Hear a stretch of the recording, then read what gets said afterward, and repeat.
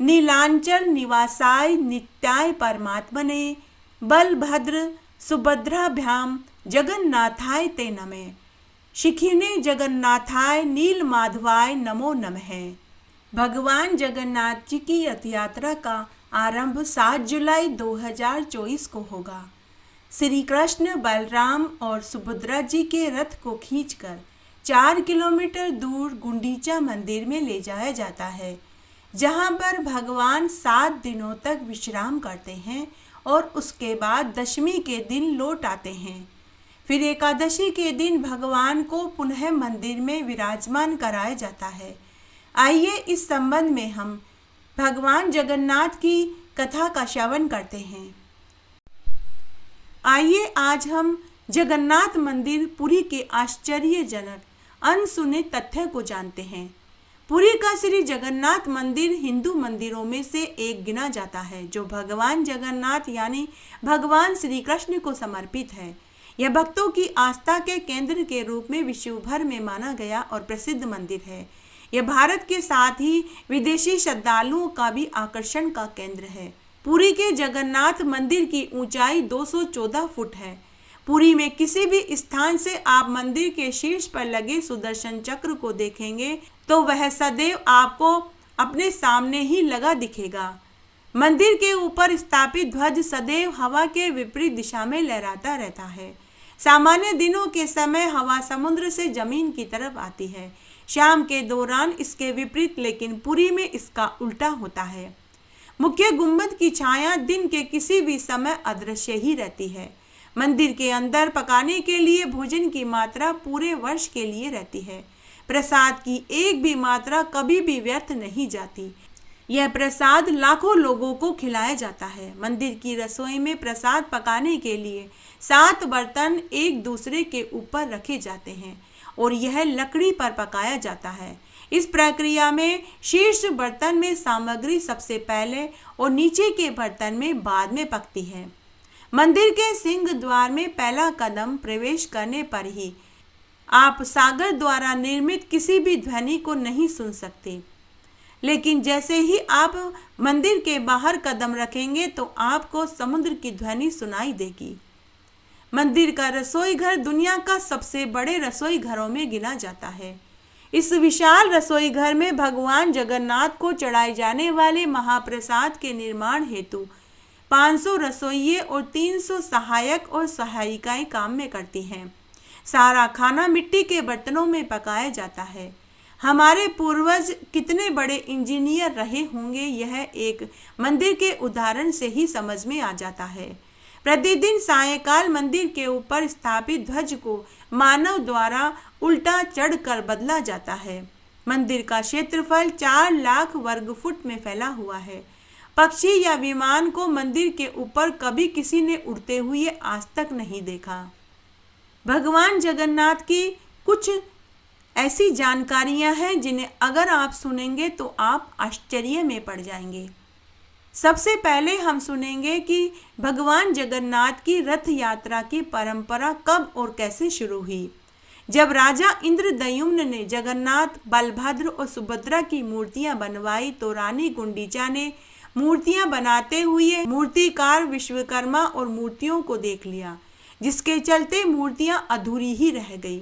तब आकाशवाणी हुई कि भगवान इसी रूप में स्थापित होना चाहते हैं। इसके बाद राजा ने इन्हीं अधूरी मूर्तियों को मंदिर में स्थापित करवा दिया। उस वक्त भी आकाशवाणी हुई कि भगवान जगन्नाथ साल में एक बार अपनी जन्मभूमि मथुरा जरूर जाएंगे। स्कंद पुराण के उत्कल खंड के अनुसार राजा इंद्रद्युम्न ने आषाढ़ शुक्ल द्वितीया के दिन प्रभु के उनकी जन्मभूमि जाने की व्यवस्था करी। तभी से यह परंपरा रथ यात्रा के रूप में जानी जाती है। रथ यात्रा में रथों के निर्माण की क्या भूमिका है? रथों का निर्माण नीम की पवित्र अखंडित लकड़ी से होता है, जिसे दारू कहते हैं। रथों के निर्माण में किसी भी प्रकार की कील, कांटों और धातुओं का प्रयोग नहीं होता। रथों के निर्माण के लिए काष्ठ का चयन बसंत पंचमी के दिन होता है और रथों का निर्माण अक्षय तृतीया के दिन किया जाता है, अर्थात कि प्रत्येक कार्य शुभ दिन शुभ समय देखकर ही किया जाता है।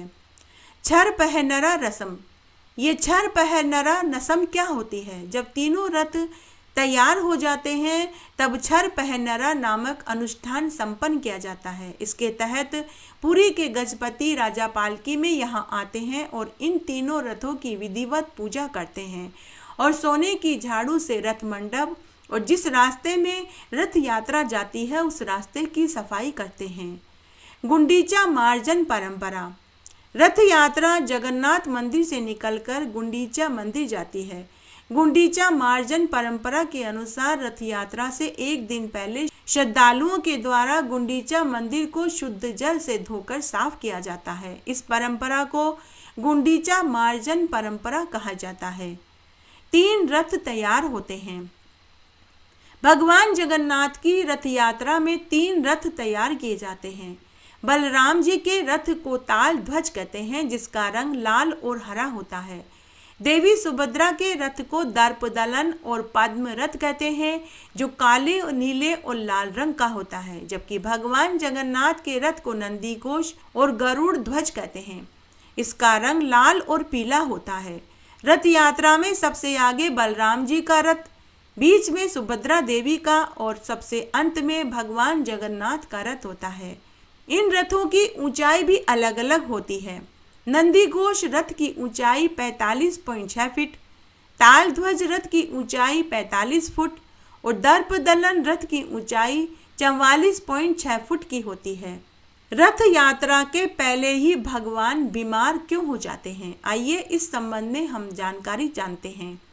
रथ यात्रा के 15 दिन पूर्व भगवान जगन्नाथ को 108 स्वर्ण कलशों में शाही जल भर कर स्नान कराया जाता है, जिसके चलते वे बीमार पड़ जाते हैं। तब उन्हें 15 दिनों के लिए अलग कक्ष में रखा जाता है जिसे ओसर घर कहते हैं।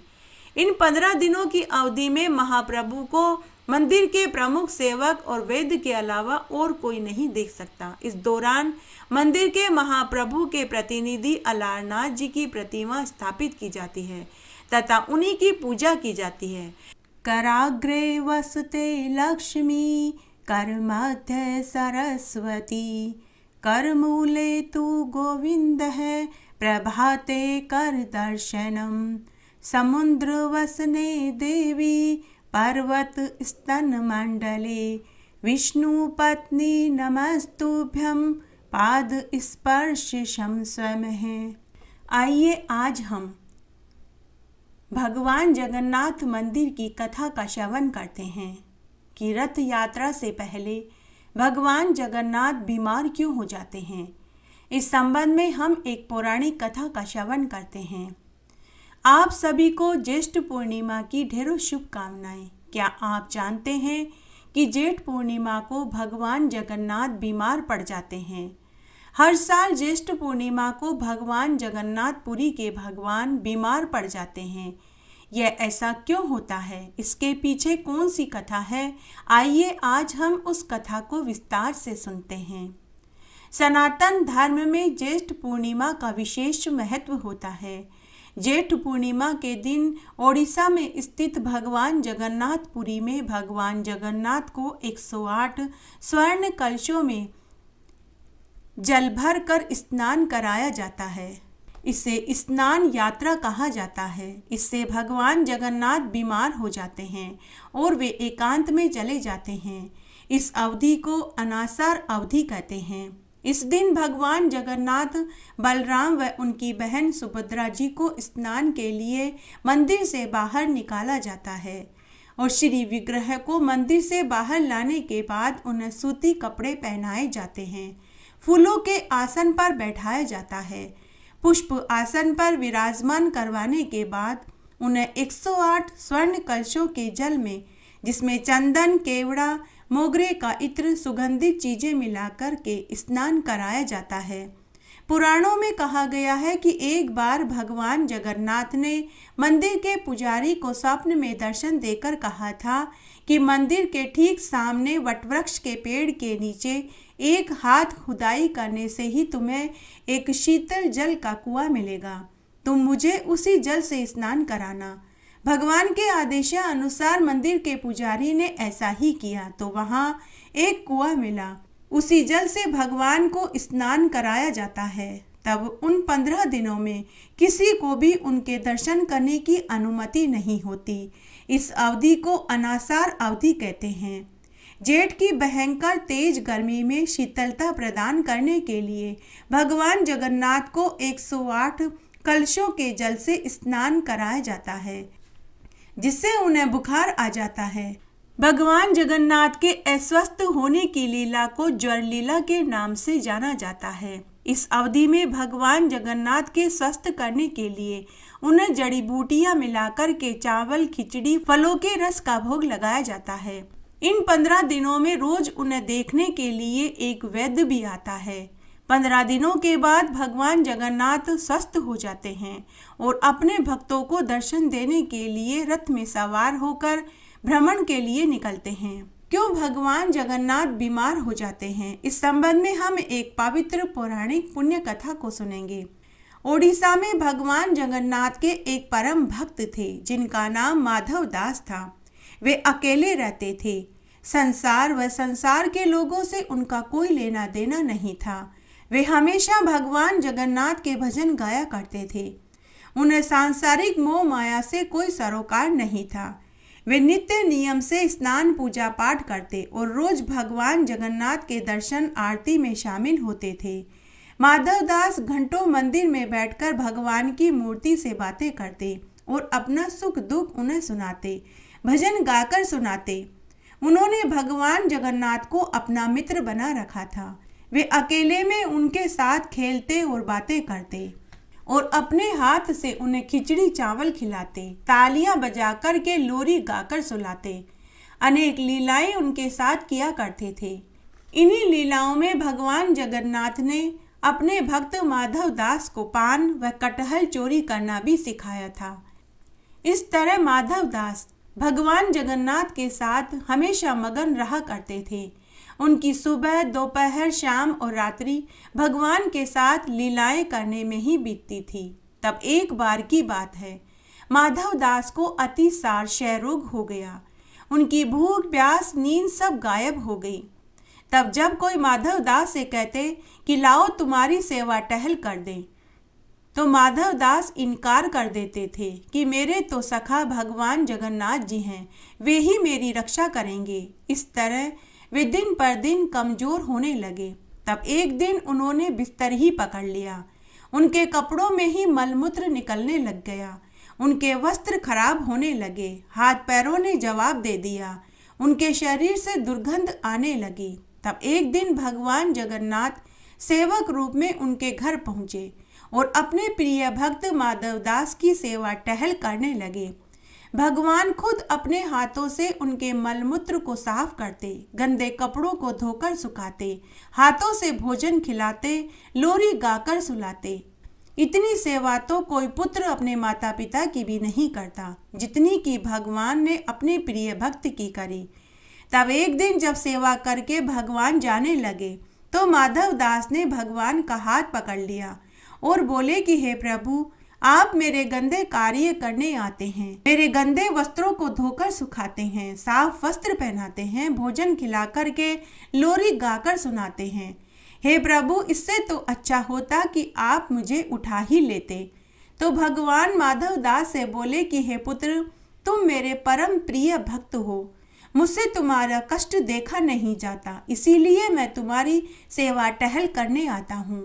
रही बात तुम्हारे उठाने की, तो प्रत्येक मनुष्य को अपना प्रारब्ध तो भुगतना ही पड़ता है। प्रारब्ध भुगते बिना मुक्ति नहीं मिलती। भाग्य में अच्छे बुरे कर्मों को तो भोगना ही पड़ता है। हे पुत्र, मैं चाहता हूँ कि तुम इसी जन्म में अपने बुरे कर्मों का फल भोग लो, ताकि तुम्हारा अगला जन्म सुधर जाए, अगले जन्म में तुम्हें दुख न उठाना पड़े। हे सखा, हे मित्र, तुम मेरे परम भक्त हो। तुमने पूरी उम्र मेरी सेवा पूजा करी, इसलिए मैं तुम्हारी बात टाल नहीं सकता। हे पुत्र, अब तुम्हारे प्रारब्ध के 15 दिन ही शेष रह गए हैं। इन 15 दिनों में तुम्हें कोई रोग, शोक, पीड़ा नहीं सताएगी। इन 15 दिनों के तुम्हारे दुखों को मैं अभी ग्रहण कर लेता हूँ। तब माधव दास के अंतिम 15 दिनों का रोग, शोक, पीड़ा, बुखार सब भगवान जगन्नाथ ने खुद ले लिया। इसीलिए आज भी जगन्नाथ भगवान को बुखार आता है। यह एक सत्य पौराणिक कथा है। जेठ पूर्णिमा के दिन से अगले 15 दिनों तक भगवान जगन्नाथ बीमार पड़ जाते हैं। इन 15 दिनों में मंदिर के पट बंद रहते हैं। इन 15 दिनों में उनकी पूजा, सेवा, भोग का कार्य मंदिर के मुख्य पुजारी ही करते हैं। किसी को भी उनके दर्शन की अनुमति नहीं होती। भोग में खिचड़ी, दलिया, फलों का रस, जड़ी बूटियां मिलाकर के पिलाया जाता है ताकि भगवान जल्दी से जल्दी स्वस्थ हो जाए। इस दौरान आरती भी नहीं की जाती, केवल एक अखंड दीपक और अगरबत्ती जलाई जाती है।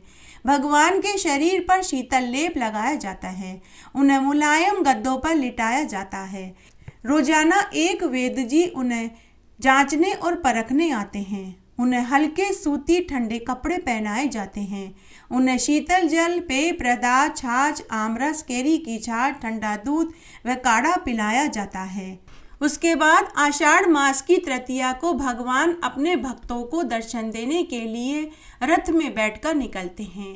यह भव्य रथ यात्रा 10 दिनों तक निकलती है। इस रथ यात्रा की रस्सी को भाग्यशाली पुरुष ही खींच पाता है। अगर कोई मनुष्य रथ यात्रा की रस्सी के हाथ भी लगा दे तो उसके जन्मों जन्मों के पाप धुल जाते हैं। इस यात्रा के पीछे पीछे अगर कोई 4 कदम भी चल ले तो उसे मरने पर बैकुंठ का वास मिलता है।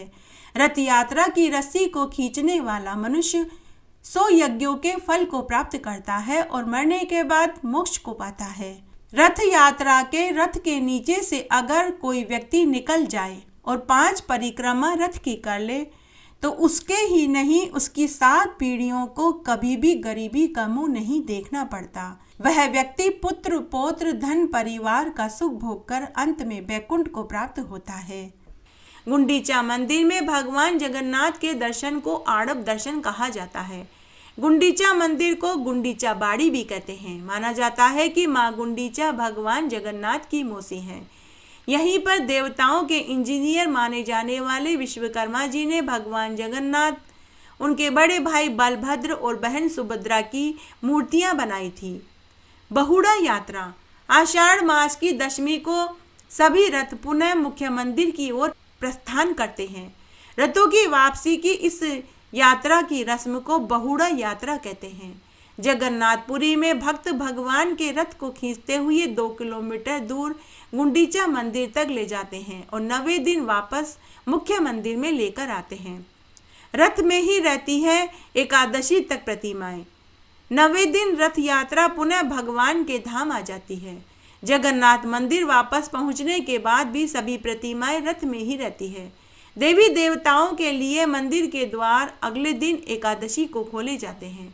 तब विधिवत स्नान आदि करके वैदिक मंत्रों उच्चार के साथ देव विग्रहों को पुनः प्रतिष्ठित किया जाता है। जय हो जगन्नाथ भगवान की जय। आइए आज हम भगवान जगन्नाथ की कटहल चोरी वाली कथा का श्रवण करते हैं कि कैसे भगवान अपने भक्त को कटहल चोरी करना सिखाते हैं। आइए एक पवित्र पौराणिक पुण्य फल देने वाली कथा का श्रवण करते हैं। हम सभी जानते हैं कि भगवान श्री कृष्ण बचपन में माखन चुराया करते थे।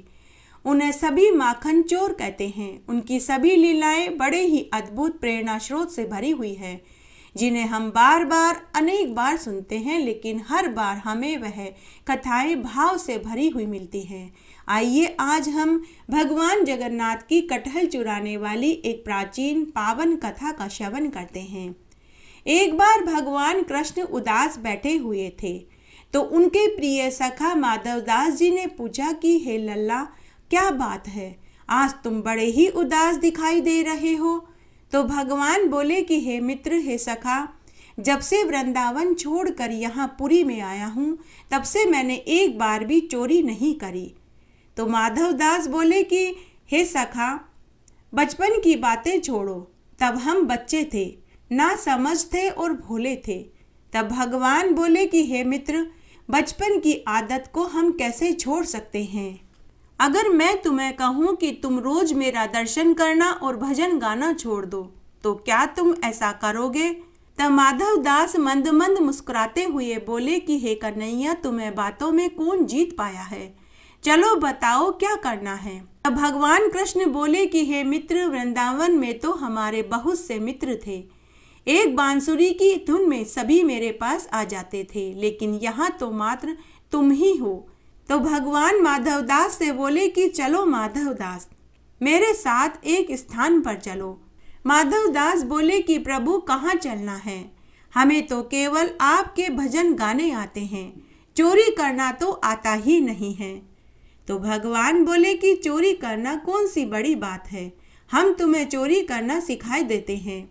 चोरी करते समय दो बातों का विशेष ध्यान रखना चाहिए, एक तो निगाहें तेज रखो, दूसरा शरीर में फुर्ती रखो। तब माधव दास बोले कि ठीक है प्रभु, चलिए, आपको अपना सब कुछ अर्पित कर दिया, जो आप कहेंगे मैं वही करने को तैयार हूँ, लेकिन जरा यह तो बताइए कि चोरी करने कहाँ चलना है। तो भगवान बोले कि हे मित्र, इस नगर के राजा के बगीचे में बहुत सुंदर सुंदर कटहल के फल लगे हुए हैं। माधव दास बोले कि ओहो, चोरी करने की क्या जरूरत है, वह राजा तो हमारा शिष्य है, हम आज ही उन्हें कह देते हैं, वे आपके लिए कटहल खुद लेकर आ जाएंगे। तो भगवान मुस्कुराते हुए आगे बोले कि हे मित्र, जो मजा चोरी करके खाने में है वह मांग कर खाने में कहाँ आएगा। तब भगवान व माधवदास नगर के राजा के बगीचे में पहुँचे। तब भगवान बोले कि हे मित्र, निगाहें तेज रखना, धीरे धीरे बोलना और शरीर में स्फूर्ति रखना। माधव दास जी ने आज से पहले कभी चोरी नहीं करी, तो उन्हें मालूम भी नहीं था कि क्या व्यवस्था करनी पड़ती है। तब एक पेड़ की तरफ देखकर भगवान बोले कि हे मित्र, तुम इस पेड़ पर चढ़ जाओ, इस पेड़ के ऊपर से तुम कटहल नीचे गिरा देना, हम झेल लेंगे। तब माधव दास जी पेड़ पर चढ़ गए। जैसे ही पेड़ पर चढ़े तो वे बोले कि अरे कन्हैया, लो कटहल झेलो, हम गिरा रहे हैं। तभी उनकी आवाज को बाग के माली ने सुन लिया। तभी माली डंडा लेकर उन्हें मारने के लिए दौड़ा। माली को देखकर भगवान तो अंतर्ध्यान हो गए। बेचारे माधव दास जी पेड़ पर से धीरे धीरे उतरने लगे। उन्होंने एक कटहल पेड़ से पहले ही नीचे गिरा दिया था। माली ने माधव दास को पकड़ लिया। माधव दास जी इधर उधर देखने लगे। माली ने पूछा कि ऐसे इधर उधर क्या देख रहे हो। माधव दास जी कुछ नहीं बोले, मन ही मन सोचने लगे, प्रभु खुद ही तो हमें यहाँ कटहल चुराने लेकर आए और अब हमें अकेला छोड़कर अंतर्ध्यान हो गए। माली ने माधव दास को एक रस्सी की सहायता से पेड़ से बांध कर कहा कि सुबह तुम्हें राजा के पास लेकर जाऊंगा, वे ही तुम्हें कटहल चोरी का दंड देंगे।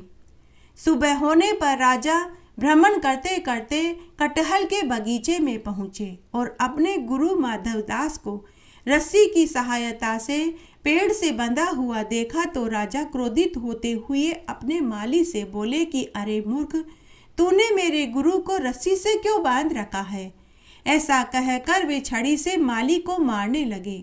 तो माधव दास ने राजा को रोक दिया और कहा कि महाराज, आप माली को मत मारिए, हमने काम ही ऐसा किया है तो माली तो हमें रस्सी से बांध कर ही रखेगा। राजा ने कहा कि गुरुदेव, आपने ऐसा क्या किया। तो गुरुदेव ने कटहल चोरी करने वाली बात बताई। राजा ने कहा कि गुरुदेव, आपने कटहल चोरी करा, लेकिन आपको भला कटहल चुराने की क्या आवश्यकता थी। यदि आप हमें हुक्म करते तो आपको जितने कटहल चाहिए थे हम खुद लेकर आ जाते। तब माधव दास जी बोले कि हे राजन, आप मेरी कुटिया पर चलिए, पूरी सच्चाई बताऊंगा।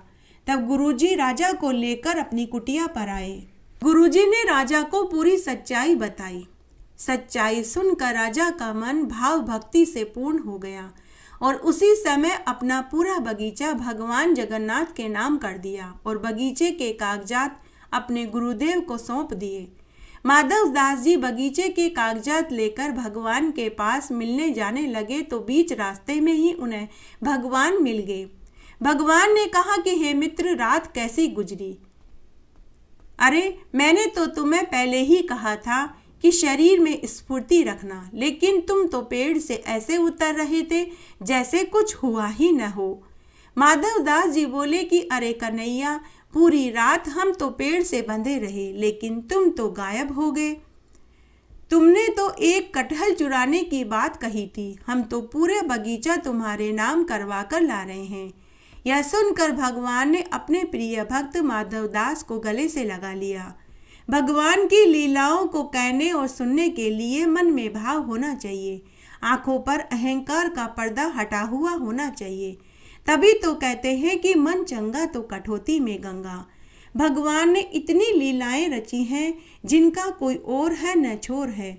उनको कहने वाले हों और उन प्रभु की लीलाओं को आप जैसे सच्चे भक्त अगर सुनने वाले हों तो भगवान की अद्भुत लीलाओं में प्रेम छुपा हुआ रहता है। भगवान की कथाओं और लीलाओं को सुनने के लिए हमारे हृदय में भगवान के प्रति प्रेम, श्रद्धा व भक्ति का भाव होना चाहिए। साथ ही भगवान के साथ अटूट रिश्ता होना चाहिए, तभी प्रभु व भक्त की प्रेम डोर मजबूत होती है।